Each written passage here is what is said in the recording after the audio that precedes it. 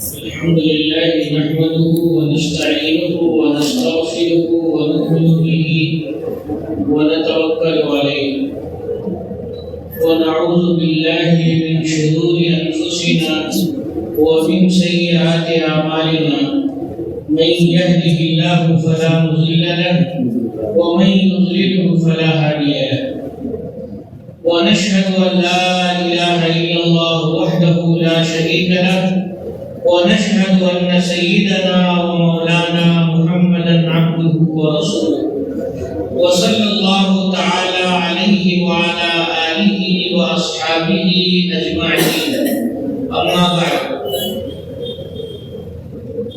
فعن أبي عبد الله النعمان بن بشير رضي الله عنه أنه قال سمعت رسول الله صلى الله عليه وسلم يقول إن الحلال بين وإن الحرام بين وبينهما مشتبهات لا يعلمهن كثير من الناس فمن اتقى الشبهات فقد استبرأ لدينه وعرضه ومن وقع في الشبهات وقع في الحرام كالراعي يرعى حول الحمى يوشك أن يرتع فيه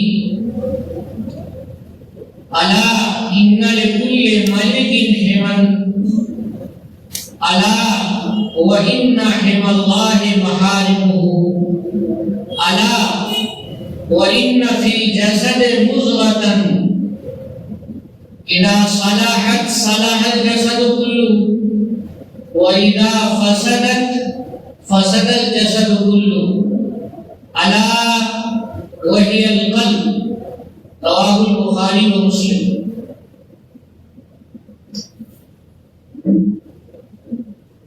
آج کے درس حدیث میں نے بخاری مسلم کی ایک لمبی حدیث شریف پڑھی ہے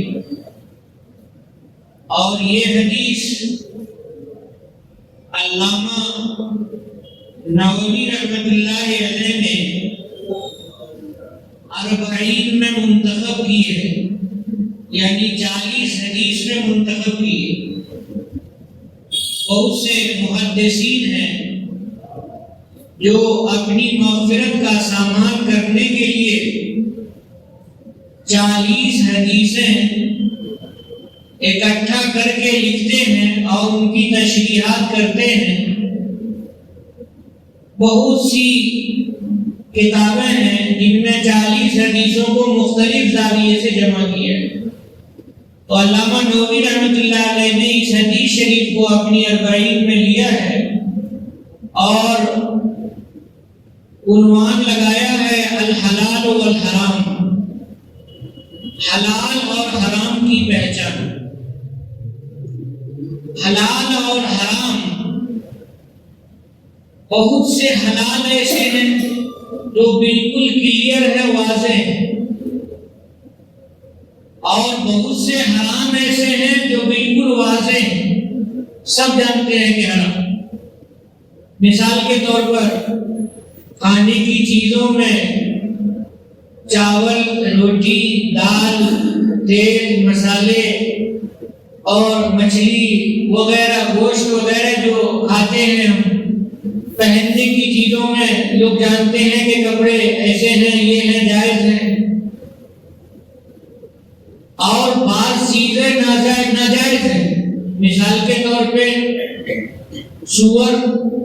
سور کا کھانا ناجائز ہے، سور کا چمڑا استعمال کرنا ناجائز ہے، اس کی ہڈی سے جلاٹین بنانا ناجائز ہے.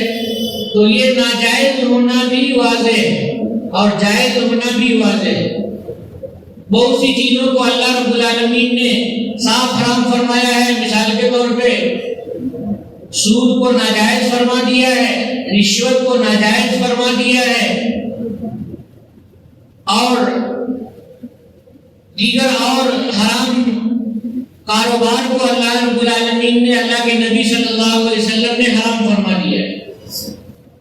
اللہ تعالیٰ نے آیت نازل فرمائی کہ کہ خرید و فروخت تو جائز ہے، بیوپار کرنا، خریدنا اور بیچنا، فائدہ لے کر کے خریدنا، فائدہ لے کر کے بیچنا جائز ہے، لیکن ربا حرام ہے، سود حرام ہے۔ تو اللہ تعالیٰ نے فرمایا احل اللہ البیع وحرم الربا، تو بیع کو، خرید و فروخت کو، بیوپار کرنے کو اللہ تعالیٰ نے بالکل واضح فرما دیا کہ حلال ہے، اور سود کو اللہ تعالیٰ نے بالکل واضح فرما دیا کہ ناجائز ہے۔ لیکن ان دونوں کے درمیان کچھ چیزیں ایسی ہوتی ہیں جن کے بارے میں اشتباہ رہتا ہے، یعنی خلط ملط رہتا ہے، یا آپ انگریزی میں بولیے کنفیوژن رہتا ہے کہ پتہ نہیں یہ حلال ہے، پتہ نہیں یہ حرام ہے۔ تو ایسی صورت میں کیا کرنا چاہیے؟ اگر اشتباہ رہے تو بچنا چاہیے۔ مثال کے طور پر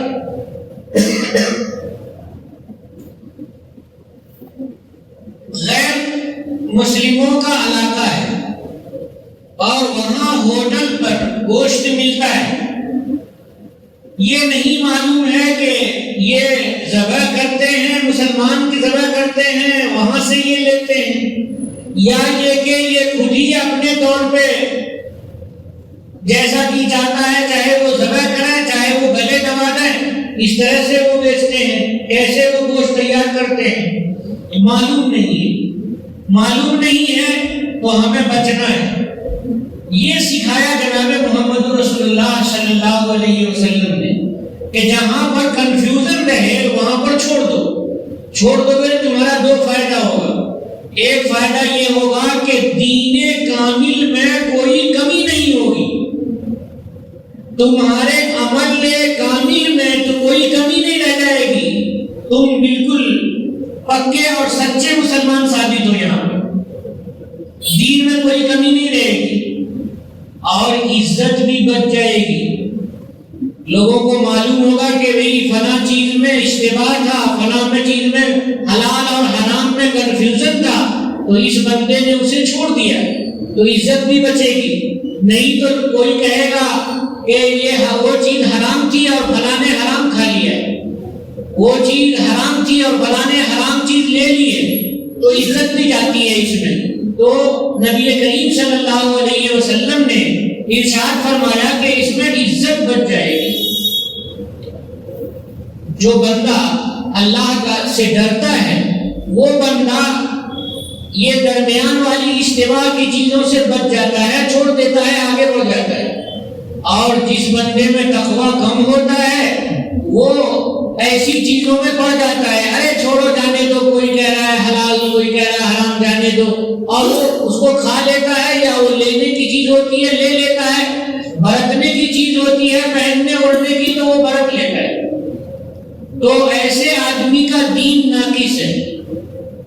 اس لیے ہمیں حلال اور حرام میں فرق جہاں پر سمجھ میں نہ آئے تو ہمیں چھوڑ دینا چاہیے، اور یہ سمجھ میں آ جائے، کوئی گواہی دے دے، کوئی بتا دے کہ یہ حلال ہے، اور دل اطمینان ہو جائے، دل کو اطمینان ہو جائے کہ ہاں یہ حلال ہے، تو اب یہ حلال واضح میں داخل ہو گیا، کھلے ہوئے حلال میں داخل ہو گیا۔ اور یہ بتا دے کہ نہیں حرام ہے تو کھلے حرام میں داخل ہو گیا، اب اس کو لینا ہی نہیں ہے، کرنا ہی نہیں ہے۔ اور جب تک کنفیوژن رہے تب تک چھوڑے رہنا چاہیے۔ تو حضرت نبی کریم صلی اللہ علیہ وسلم نے یہاں پر ارشاد فرمایا، حضرت ابو عبداللہ نعمان ابن بشیر، یہ ابو عبداللہ ان کی کنیت ہے اور نعمان ان کا نام ہے، بشیر ان کے ابا کا نام ہے۔ جب مکہ سے مدینہ ہجرت کر کے تشریف لے گئے صحابہ کرام، پہلے تو حبشہ کی طرف ہجرت ہوئی تھی اور اس کے بعد مدینہ کی طرف ہجرت ہوئی، تو مدینہ کی طرف جب ہجرت ہوئی تو 14 مہینے کے بعد حضرت نعمان پیدا ہوئے تھے، اور حضرت نعمان نہایت جری تھے، نہایت مضبوط تھے اور شاعر بھی تھے، اور نبی کریم صلی اللہ علیہ وسلم سے بہت زیادہ محبت کرنے والے صحابہ میں سے تھے اور نہایت جلی تھے اور نہایت سخی تھے اور شاعر بھی تھے. یہ خصوصیت ان کی بیان کی گئی ہے. حضرت امیر معاویہ رضی اللہ تعالیٰ عنہ کا جب زمانہ آیا ہے اس میں شہید ہو گئے ہیں. حضرت نعمان ابن بشیر رضی اللہ تعالیٰ عنہ کہتے ہیں کہ میں نے سنا جناب محمد رسول اللہ صلی اللہ علیہ وسلم سے فرماتے ہوئے کہ ان الحلال بین و ان الحرام بین، یقیناً حلال کھلا ہوا ہے، واضح ہے، اور یقیناً حرام بھی واضح ہے. حلال بھی کھلا ہوا ہے، حرام بھی کھلا ہوا ہے. مطلب اللہ تعالیٰ نے بتا دیا ہے حرام کو، وہ حرام کھلا ہوا ہے. مثال کے طور پہ اللہ تعالیٰ نے بڑی وضاحت کے ساتھ حرام کی وضاحت کی ہے. انما حرم علیکم المیتۃ والدم ولحم الخنزیر وما اہل به لغیر اللہ والمنخنقہ والموقوذہ والمتردیہ والنطیحہ وما اکل السبع الا ما ذکیتم، کہ اللہ تعالیٰ نے ان چیزوں کو حرام فرما دیا ہے. مردار کو اللہ تعالیٰ نے حرام فرما دیا ہے. خون کو، رگوں میں جو بہتا ہوا خون ہوتا ہے، اس کو اللہ تعالیٰ نے حرام فرما دیا ہے. یہاں پر 8 چیزوں کو بیان کیا اللہ تعالیٰ نے کہ یہ چیزیں حرام ہیں. جانور ہیں، وہ جانور اگر لڑ جائیں اور ایک جانور مر جائے تو وہ جانور کا کھانا ناجائز ہے. وہی جانور ہے وہ پہاڑ پر سے نیچے گر گیا، لڑک کر کے ادھر گرا اور مر گیا، اس کا کھانا ناجائز ہے. غرض یہ کہ بہت ساری قسموں کو اللہ تعالیٰ نے واضح فرما دیا ہے. تو جن چیزوں کو واضح فرما دیا ہے وہ واضح ہے، حرام ہے. اللہ کے نبی صلی اللہ علیہ وسلم نے بھی متعدد چیزوں کے حرمت کو واضح فرما دیا ہے تو وہ تو حرام ہے. تو حلال بھی واضح ہے اور حرام بھی واضح ہے. وَبَيْنَهُمَا مُشْتَبِهَاتٌ، ان کے درمیان، حلال اور حرام کے درمیان بہت سی چیزیں مشتبہ ہیں. مشتبہ کے معنی نہ تو کلیئر معلوم ہے کہ حلال ہے اور نہ وضاحت کے ساتھ معلوم ہے کہ حرام ہے، وہ بیچ بیچ میں ہے. تو اس کے بارے میں کیا کریں گے؟ ہر آدمی کو اپنے لحاظ سے، اپنے علم کے لحاظ سے بہت ساری چیزوں کے بارے میں اشتباہ رہتا ہے، کنفیوژن رہتا ہے کہ وہ حلال ہے یا نہیں. تو جو لوگ علم دین نہیں پڑھے ہوئے ہیں یا کم پڑھے ہوئے ہیں تو وہ اہل علم سے پوچھ لیتے ہیں، علماء کرام سے پوچھ لیتے ہیں، تو بات واضح ہو جاتی ہے کہ یہ حلال ہونا واضح ہو جاتا ہے یا حرام ہونا واضح ہو جاتا ہے. اور بہت سے اوقات میں آدمی فیصلہ نہیں کر پاتا ہے، جس سے پوچھا ہے اس کو بھی صحیح بات معلوم نہیں ہے. تو اب ایسی صورت میں کیا کرنا ہے؟ فرماتے ہیں یا لا یعلمہن کثیر من الناس، یہ جو مشتبہ چیز ہوتی ہے، بیچ بیچ کی چیز ہوتی ہے، اس کو بہت سارے لوگ نہیں جانتے. یا لا یعلمہن کثیر من الناس، ان مشتبہ چیزوں کو بہت سے لوگ نہیں جانتے ہیں. بہت سے لوگوں کا مطلب یہ ہے کہ بعض چیزیں تو عام لوگوں کے لحاظ سے ایسی ہوتی ہیں کہ عام آدمی نہیں جانتا ہے، خاص لوگ جانتے ہیں. اور بعض مسئلے اتنے باریک ہوتے ہیں کہ خاص لوگوں کو بھی کنفیوژن رہتا ہے. علماء کرام، مفتیان کرام ان میں دلائل دیکھتے ہیں، غور کرتے ہیں، پھر کسی فیصلے پر جاتے ہیں. جب فیصلہ ہو جاتا ہے تو حلال ہونا واضح ہو جاتا ہے یا حرام ہونا واضح ہو جاتا ہے. اور جب تک فیصلہ نہیں ہوتا ہے تب تک مشتبہ میں رہتا ہے وہ، تو اس سے بچنا ضروری ہے.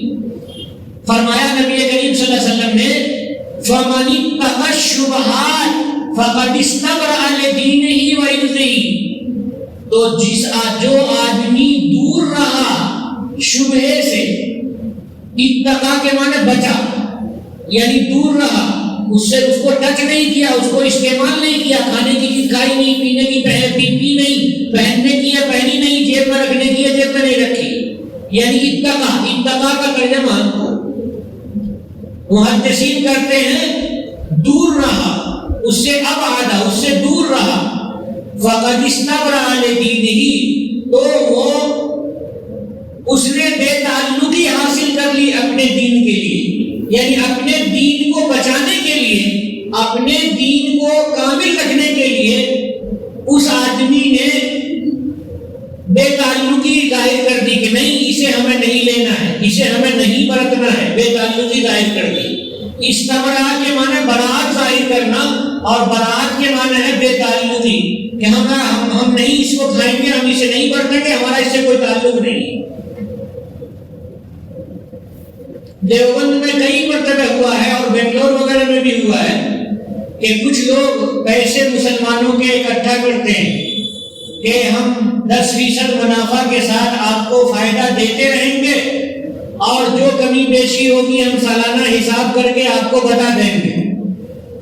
اس میں بہت سے لوگ چور ہوتے ہیں یا کہیں بڑے ڈاکو ہوتے ہیں، خوبصورت انداز کے ہوتے ہیں وہ، اور لوگوں کو ترغیب دیتے رہتے ہیں کہ ارے جب تم پیسے دو گے تو 10 مہینے کے بعد تو تمہارا پیسہ واپس ہی آ جائے گا، اور بقیہ جو رہے گا وہ بڑھتا رہے گا۔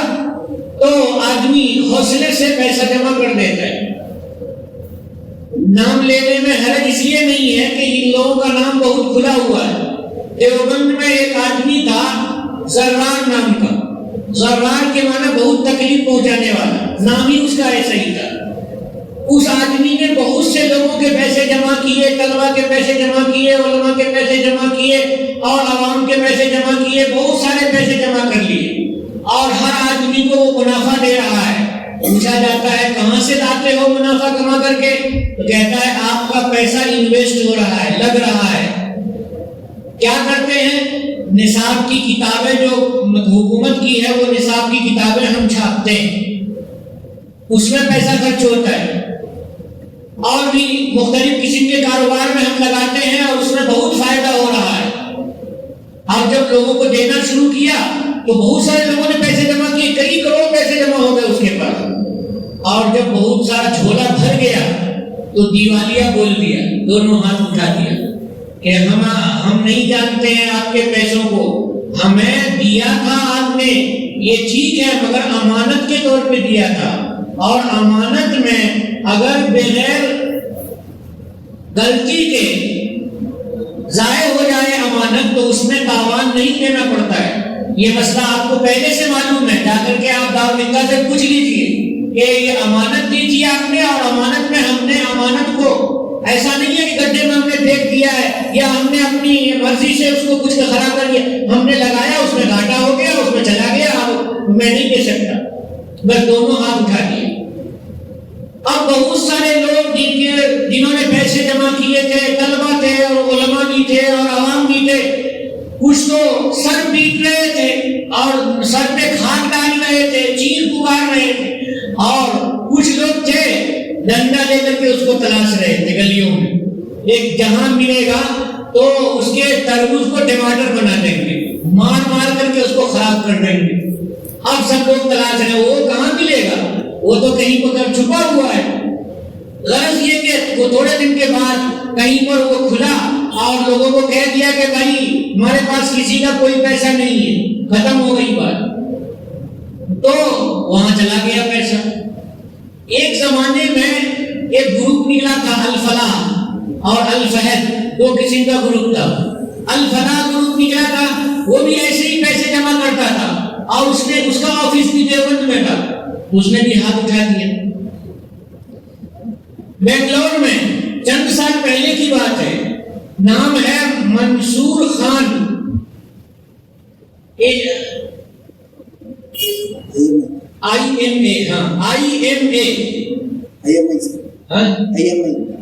IMA ان کا وہ تھا، وہ نشان تھا ان کی کمپنی کا کہیے۔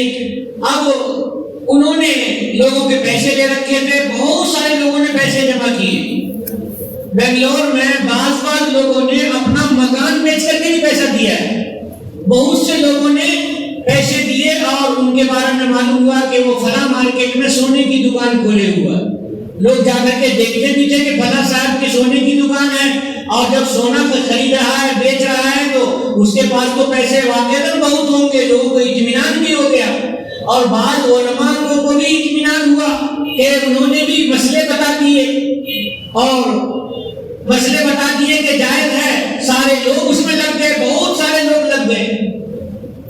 اتفاق ایسا ہوا کہ اس آدمی کے سلسلے میں تائید حاصل کرنے کے لیے دیوبند بھی لوگ پہنچے تھے اور حضرت مفتی سعید احمد صاحب پالنپوری کے پاس پہنچے تو مفتی صاحب وضو کر کے اپنے کمرے میں داخل ہو رہے تھے تو یہ اس بات کا ذکر کیا کہ صاحب نے بھی تائید لانا چاہیے تھی.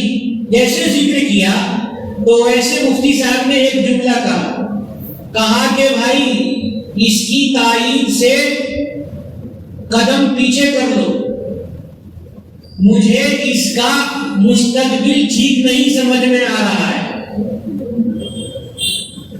اس کی تائید سے قدم پیچھے کر لو. بات ہی ختم کر دی انہوں نے. اس کے بعد 6 مہینے بھی نہیں گزرے تھے کہ ہندوستان سے منصور خان بھاگ گیا اور دکان بھی بند ہو گئی اور ایڈی کا چھاپا پڑ گیا اور مختلف قسم کی جائیدادیں قرق ہو گئی. قرق کے معنی قبضہ ہونا, حکومت کا قبضہ ہو گیا. اب جتنے لوگوں نے پیسے جمع کیے تھے کہاں ملیں گے ان کے پیسے؟ حکومت بھی لے کر کے ان کو تلاش کے نہیں دے گی اور جو جہاں پر پکڑا گیا ہے وہ کھانے کا, جیسے اوقاف کی جائیدادیں کھانے کے لیے لوگ منہ کھولے ہوئے ہیں تو ویسے بھی ان کی جائیدادوں کھانے کے لیے لوگ منہ کھولے ہوئے ہیں کیونکہ ان کو تو پوچھنے والا بھی کوئی نہیں ہے. تو ایسے لوگ ہر زمانے میں رہتے ہیں جو کنفیوژن دیتے رہتے ہیں. حلال واضح ہے اور حرام واضح ہے لیکن بینہما مشتبہات, ان کے درمیان جو ہے وہ پتہ نہیں ہے کہ حلال ہے یا حرام ہے. ایسی صورت میں بچنا چاہیے. دیوبند میں ایک قاری صاحب تھے, وہ مجھ کو لے گئے زرار کے دفتر میں کہ مفتی صاحب آپ تھوڑا غور کر کے بتائیے کہ یہ جو منافع دے رہا ہے جائز ہے ناجائز ہے. میں دیکھا تو میں نے سوالات ان سے کیے کہ بھائی پیسہ آپ کہاں کہاں استعمال کرتے ہیں, یہ کما کے دیتے ہیں یا ویسے ہی پیسے سے پیسہ دے کے چلے جا رہے ہیں. تو انہوں نے میرے سوال کے ایسے جواب دیے کہ مجھے 80% اطمینان ہونے لگا, 80% اطمینان ہونے لگا کہ یہ جائز ہے. تو میں نے کہا قاری صاحب کوئی چیز اگر جائز ہو تو میں ناجائز نہیں کہہ سکتا, مگر میں نے پیسے نہیں لگائے اور نہ میرا لگانے کا ارادہ ہے. تو قاری صاحب بڑے نیک آدمی تھے, انہوں نے جتنے پیسے اس سے ملے تھے وہ سارے پیسے انہوں نے خیرات کر دیے کہ ان کا پیسہ میں اپنی ذات میں, اپنی اولاد میں اور اپنے کسی اور مقام میں استعمال نہیں کر سکتا. تو یہ ہے تقویٰ کہ آدمی کو اشتباہ ہو جائے کہ یہ چیز جائز ہے یا ناجائز ہے پتہ نہیں ہے, اس کو چھوڑ دے. فرمایا نبی کریم صلی اللہ علیہ وسلم نے کہ فمن اتقى الشبہات, تو جو آدمی کنفیوژن سے بچا, شبہات سے بچ گیا, فقد استبرأ لدینہ, تو وہ بے تعلق کر لیا اپنے دین کو, یعنی دین کامل کو کامل رکھا, گھٹنے نہیں دیا, ناقص ہونے نہیں دیا. اپنے عمل کو اس نے کامل رکھا, ناقص ہونے نہیں دیا. اور اور اپنی عزت کو بھی اس نے بے تعلق کر لیا اس سے. اب کوئی آدمی اس کی عزت پہ نہیں حملہ کرے گا کہ فلاں آدمی یہ کام کر رہا ہے اور یہ ناجائز کام ہے, یہ ناجائز کر رہا ہے, عزت بھی اپنی بچا لی. اب آگے حضور فرماتے ہیں جو پڑا شبہے میں تو وہ حرام میں گر گیا, جو شبہے میں پڑا وہ حرام میں گر گیا. یہ نبی کریم صلی اللہ علیہ وسلم نے فرمایا. نبی کریم صلی اللہ علیہ وسلم نے ارشاد فرمایا. اس کے بعد حضور نے ایک محسوس مثال دی, محسوس مثال دی رسول اللہ صلی اللہ علیہ وسلم نے کہ دیکھیے کوئی چرواہا ہے اور جانور لے کر کے کھیتوں میں چلا رہا ہے.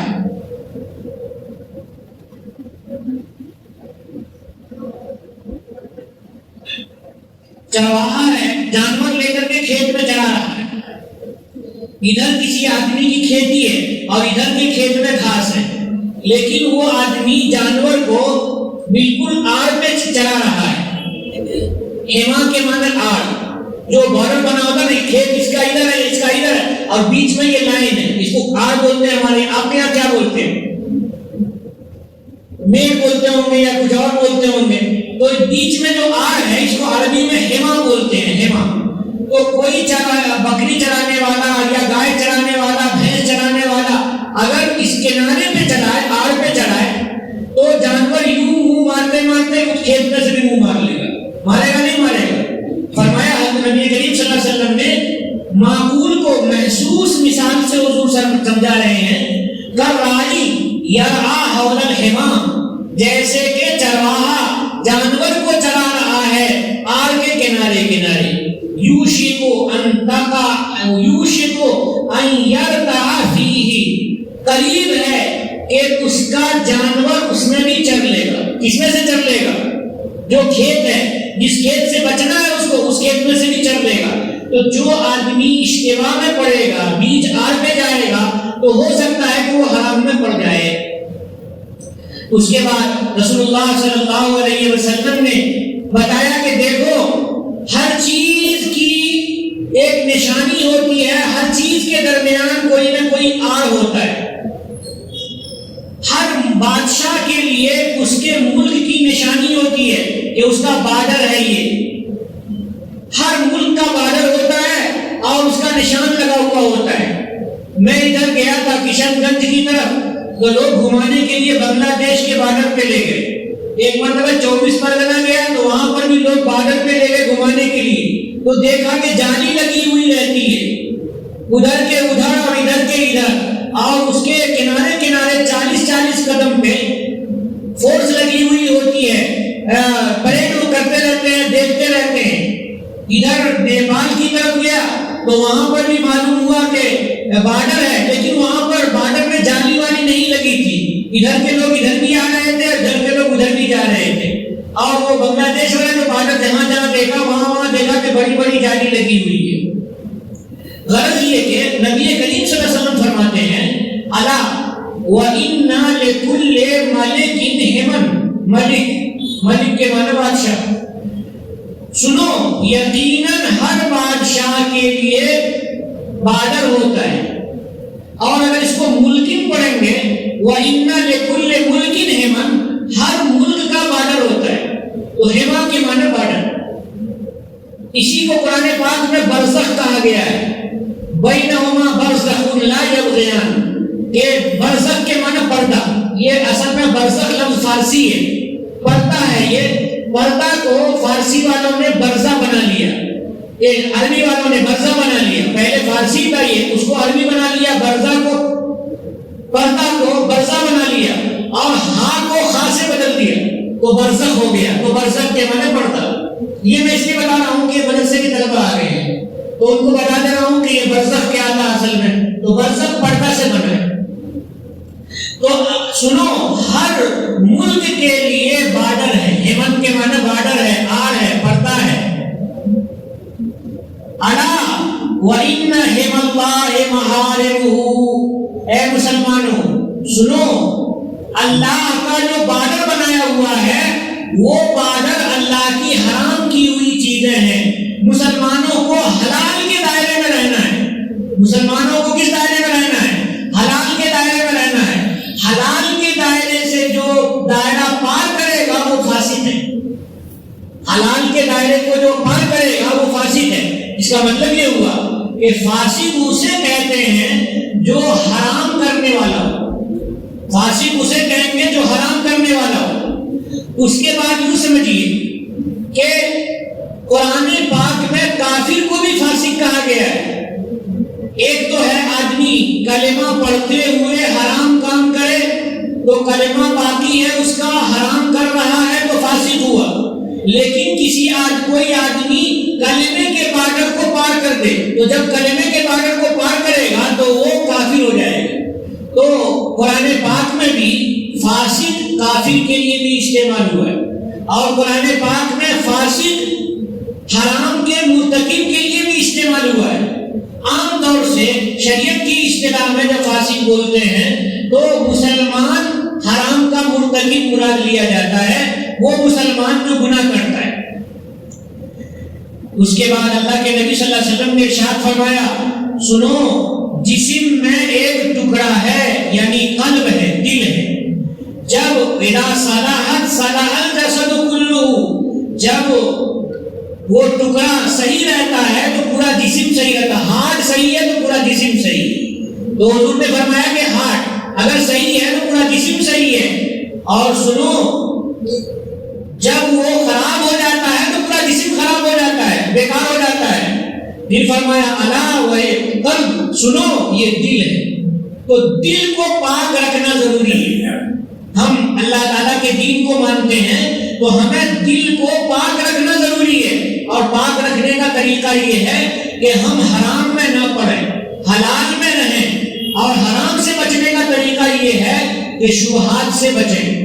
جہاں شبہ ہو, حلال اور حرام کا کنفیوژن ہو, وہاں ہمیں بچنا چاہیے. وآخر دعوانا